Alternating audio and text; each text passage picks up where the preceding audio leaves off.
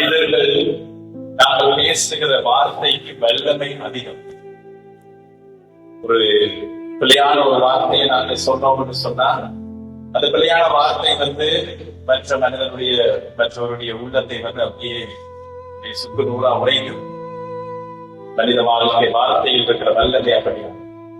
இந்த வார்த்தையால நாங்கள் வாழ்வை கொடுக்கலாம், அதே மாதிரி இது ஒரு மனிதனை நாங்கள் இல்லாமலும் ஆக்கலாம்.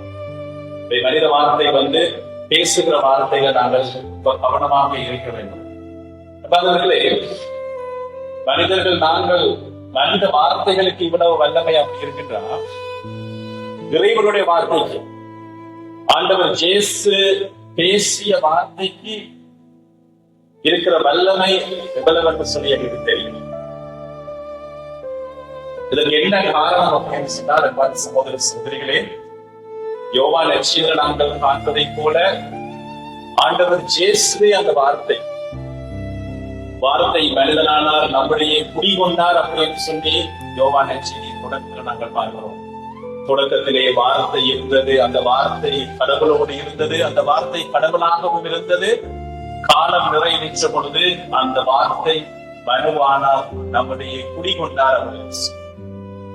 அந்த வார்த்தை யாருக்கு சொன்னால் அது ஆண்டவர் இயேசுவே அந்த வார்த்தை. அது என்பது சகோதர சகோதரி, ஆண்டவர் இயேசுவுக்கு இருந்த அந்த வார்த்தையினுடைய வல்லமை எங்களுக்கு தெரியும். ஆண்டவர் இயேசு சொல்லக்கூடிய ஒரு வார்த்தை பல தருணங்கள்ல பல அற்புதங்களை ஆட்சியது, வாழ்வை கொடுத்தது அப்படின்னு சொல்லி எங்களுக்கு தெரியும். இயற்கையை இறையாதே அமைதியா இரு அப்படின்னு சொன்ன அந்த தருணமே அந்த கொந்தளிக்கிற கடல், அந்த புயல் காற்று அமைதியானது அப்படின்னு சொல்லி நாங்கள் வேதாகமத்துல பார்க்கிறோம். தலித்தாகுமே அப்படின்னு சொல்லி அந்த சிறுமியை பார்க்க சொன்ன வேளையில அந்த ஒரே வார்த்தை, அந்த சிறுமி அப்படியே துள்ளி எழுந்து, இறந்து போயிருந்த சிறுமி துள்ளி எழுந்து நடக்கலானால் அப்படின்னு நாம பார்க்கிறோம். சகோதர சகோதரி, இயேசு ஆண்டவர் பேசிய வார்த்தைகள் அவ்வளவு தூரம் வல்லமையான வார்த்தைகள், வாழ்வு தருகிற வார்த்தைகள், அதிகாரத்தோடு அவர் பேசிய அந்த வார்த்தைகள். இன்றைக்கு சகோதர சகோதரிகளே, இந்த நாட்கள்ல ஆண்டவருடைய பாடுகள், மரணம் இவற்றை நாங்கள் தியானிக்கிற இந்த தவக்காலத்துல உங்களோடு சேர்ந்து நான் தியானிக்க விரும்புகிற விடயம் என்னவென்று சொன்னால், ஆண்டவர் இயேசு கடைசியாக சிலுவையில 7 வார்த்தைகள் பேசியிருக்கிறார். அது இந்த தவக்காலத்துல திருப்பலிக்கு வரும் பொழுது முதலாக இந்த முதல் கிழமையில தங்களோடு சேர்ந்த அந்த 7 வார்த்தைகளை எல்லாவற்றையும் ஒரேடியாக இல்ல, ஒரு நாளைக்கு ஒரு வார்த்தை, சில வேளைகளை 2 வார்த்தைகள் சொல்லி தியானிக்க நான் விரும்புகிறேன். அப்ப இன்றைக்கு அன்பார்ந்த சகோதர சகோதரிகளை, ஆண்டவர் இயேசு பேசிய அந்த முதலாவது வார்த்தை என்ன அப்படின்னு சொல்லி யாருக்காவது ஞாபகம் இருக்கா? ஆண்டவர் இயேசு பேசிய முதலாவது வார்த்தை சிலுவையில் இருக்கு.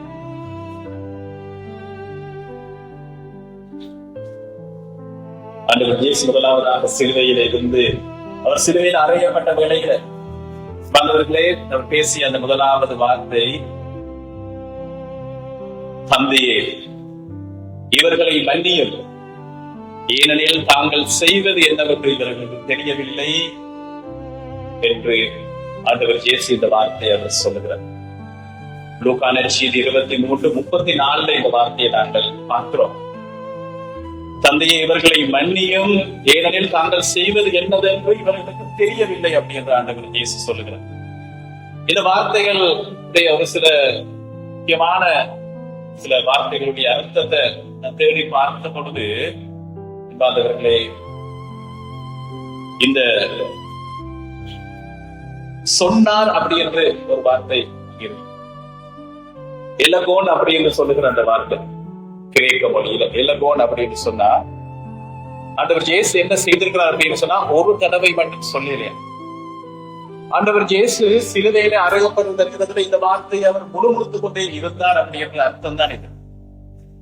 அதை இவர் மீண்டும் மீண்டும் சொல்லிக் கொண்டே இருந்தார் என்பதை குறிக்கிற வார்த்தை தான் இந்த எலகோன் அப்படின்ற இந்த கிரேக்க வார்த்தை. இவர்கள் அறியாமல் செய்கிறார்கள், இவரை மன்னியும், தந்தை இவர்களை மன்னியும், தந்தை இவர்களை மன்னியும், தந்தை இவர்களை மன்னியும் அப்படின்னு சொல்லி தொடர்ச்சியாகவே ஆண்டவர் இயேசு சொல்லிக் கொண்டிருந்தார். சகோதர சகோதரிகளே, வலிமையான சிலுவைகளில் அறையப்படுகின்றவர்கள் இந்த சிலுவை மரணத்துக்கு இப்படியாக தீர்ப்பிடப்பட்ட சிலுவையில கொல்லப்பட்டவர்கள் எல்லாருமே சபிப்பார். சிலுவையில தங்கள் அறைவதற்கு அந்த அறைஞ்சி இந்த கொடூரமான இந்த காரியத்தை செய்கிறவர்களை பார்த்து சபித்து பிழையான வார்த்தைகளை பேசுவாங்க. அந்த காவலாளிகளை, அங்க இருக்கிறவங்களை இப்படியாக என்ன கொள்ளுறாங்களே அப்படின்னு சொல்லி ஓலப்பட்டு அழுவார், சபிப்பார். ஆனால் ஆண்டவர் இயேசு தொடர்ச்சியாகவே கோன் அப்படின்னு சொல்லப்படும் தொடர்ச்சியாகவே ஆண்டவர் இயேசு முழுமுடுத்துக் கொண்டிருந்த வார்த்தை முதலாவதா, தந்தையை இவர்கள் அறியாமல் செய்கிறார், இவர்களை மன்னியும். தந்தை இவர்கள் அறியாமல் செய்கிறார், இவர்களை மன்னியும். சில வேளைகளை வாழ்க்கையில வேதனையில மிக பாரத்தோட எங்களோட வாழ்க்கை பாரத்தை சுமந்து இருக்கும் போது எங்களை அறியாமலே எங்களோட மனங்களை சில வேளைகளை நாங்க சொல்லிட்டு இருக்கலாம்.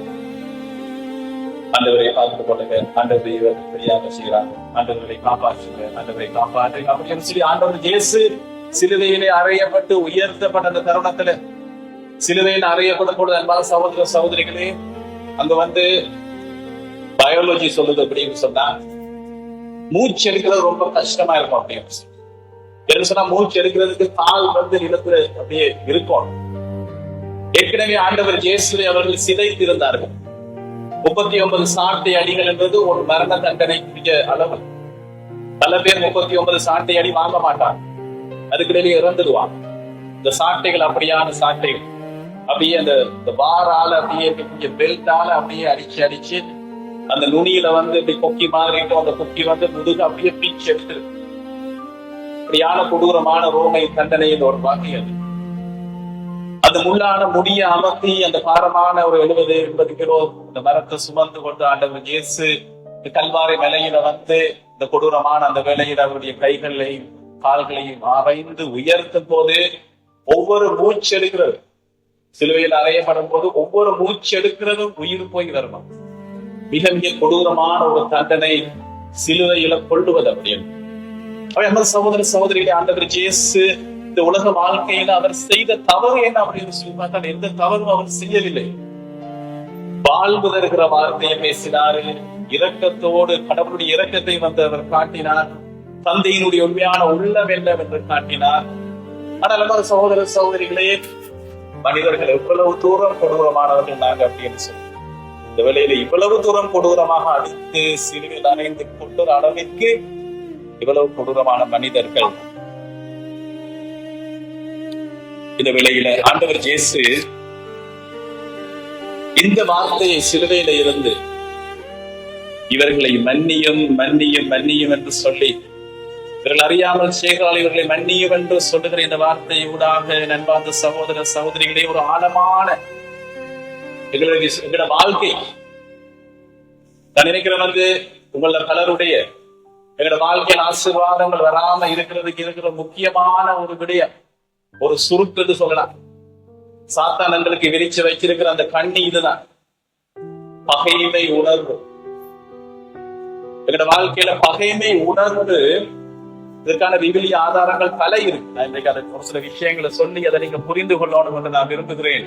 ஏனென்று சொன்னால், சபக்காலம் ஆண்டவரை அனுபவிக்காமல், தூய ஆவியை பெற்றுக் கொள்ளாமல் நாங்கள் இந்த 40 நாளை கடந்து ஈஸ்டரை கொண்டாடி அப்படியே போறதுல பயனில்லை.